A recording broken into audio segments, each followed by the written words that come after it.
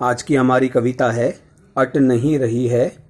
जैसा कि आप देख सकते हैं, जो पहली पंक्ति है, अट नहीं रही है।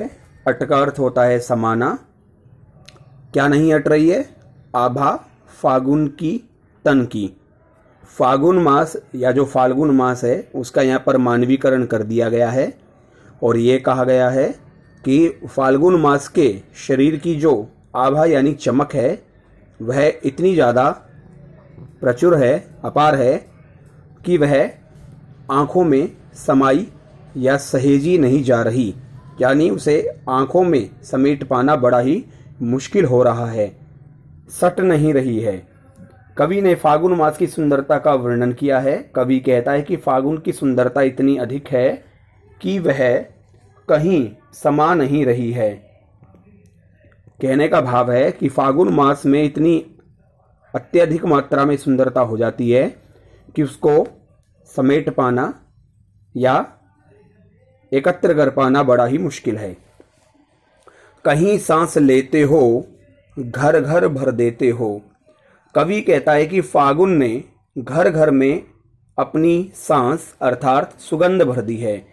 कवि का कहने का तात्पर्य है कि फागुन मास में जो प्रकृति में खुशबू, मादकता इतनी प्रचुर मात्रा में होती है कि जहाँ जहाँ भी हवा जाती है वहाँ वहाँ यह मादकता, सुगंध, खुशबू भी साथ जाती है, जिस कारण से प्रत्येक घर खुशबू से भरा हुआ प्रतीत होता है।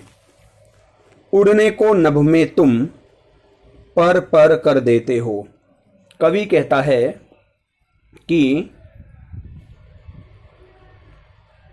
फाल्गुन मास की जो सुंदरता है वह सभी को आकाश में उड़ने को प्रेरित कर रही है।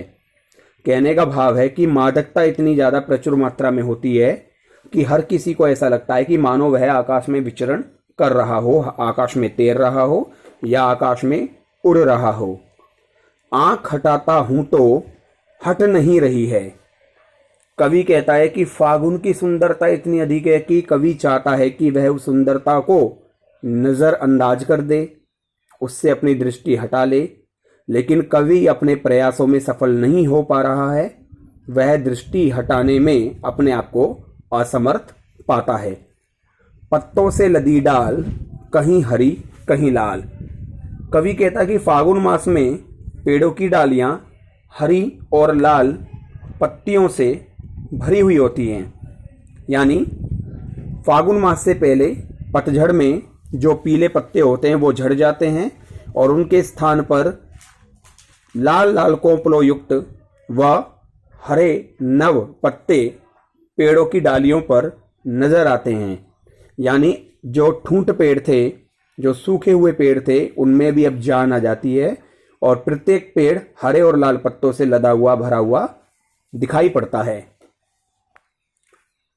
ऐसा लगता है कि मानो किसी ने पेड़ों पर नए रंग बिखेर दिए हों।